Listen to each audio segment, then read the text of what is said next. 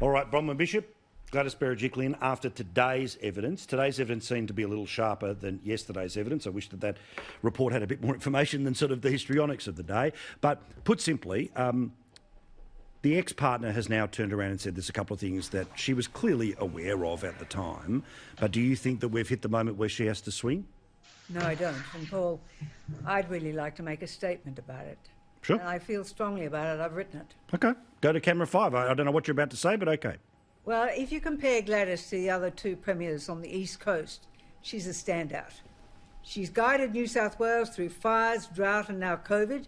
She's kept the borders open and enabled more personal freedom than Palaszczuk or Andrews.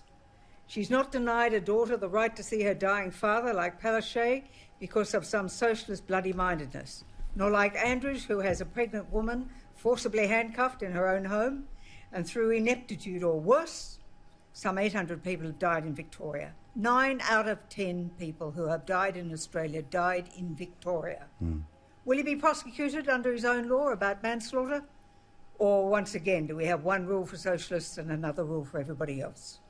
Does Andrews have to face a royal commission to establish why a non-approved company to get a $300 million contract in 6 hours, so ably adduced by Peter Quedlin?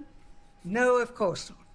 Instead, he appointed a retired judge with limited authority to determine anything. Did the Crime and Corruption Commission in Queensland do its job concerning Jackie Trad?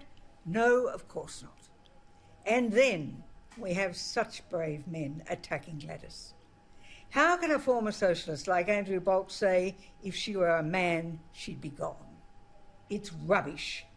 This is the attitude young women have to face if they seek to enter public life and perhaps explain why they don't come forward when we need them. These attacks are not just unbecoming, they are unmanly. Gladys' mistake was not to realise what a loser Darryl Maguire was. Looks like the socialists win again. In fairness to my colleague, I don't think that Andrew Bolt is a socialist today. I said was. Well, yeah, I was going to say he's pretty good fighter against it right now.